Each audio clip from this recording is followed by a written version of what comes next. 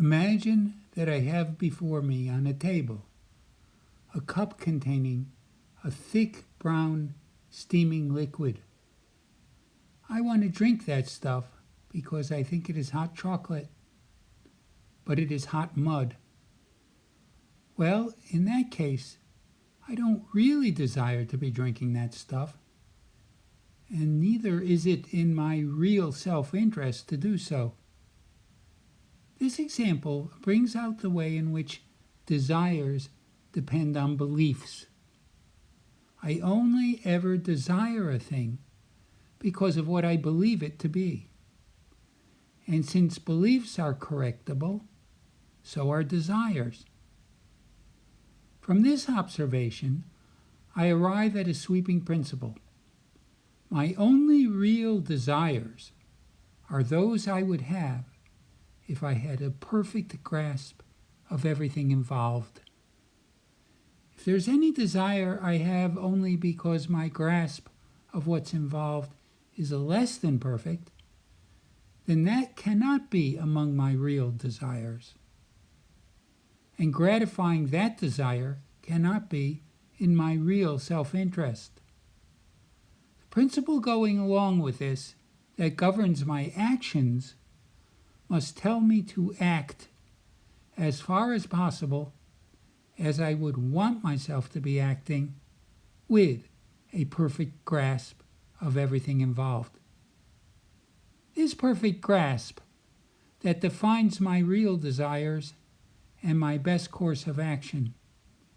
What is it like? It would have to be like the all-penetrating knowledge that is often attributed to God. It would have to embrace not only the full experience from behind the eyes or other sensors of every sentient being, but also every potential development of experience. It would include within it, then, all the motivation of all the various systems of desire. But it would also have the correction of all that motivation in light of the perfect grasp. The overall result must be a desire for the reconciliation of all systems of desire. And that, I would claim, is the concern that defines morality. The nearly universal approach of philosophers to the question of the nature and authority of morality is to assume a contrast between, on the one hand, the concerns in individual systems of desire, and on the other hand, the concerns of morality. Self-interest, they think, must be brought into line with moral concerns through threats of punishment and prospects of reward. But in circumstances in which these cannot operate, it must seem impossible to give a reason to be moral, unless perhaps a motive of disinterested benevolence happens to be present. This view, contrasting individual systems of desire and morality, represents the individual systems of desire as containing tough, indissoluble cores. What I've argued is that since desires must be thoroughly based on beliefs, systems of desire, down to the center of their cores, are correctable with those beliefs. And the corrected real desires belonging to all those systems simply are the concerns of morality. Now, real desires are those that would be had with a perfect grasp of reality.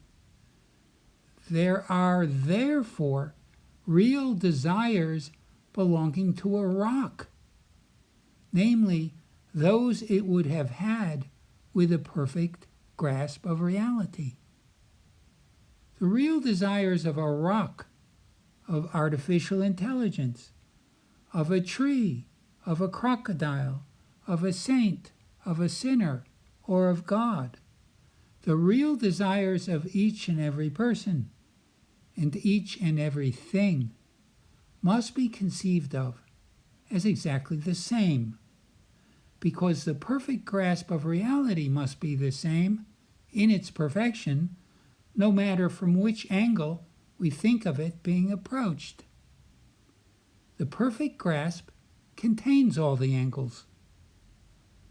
Therefore, all things without exception have an overriding reason to promote morality as far as possible. It is what all of them really desire, but only rational things, like humans or artificial intelligence, can work this out for themselves.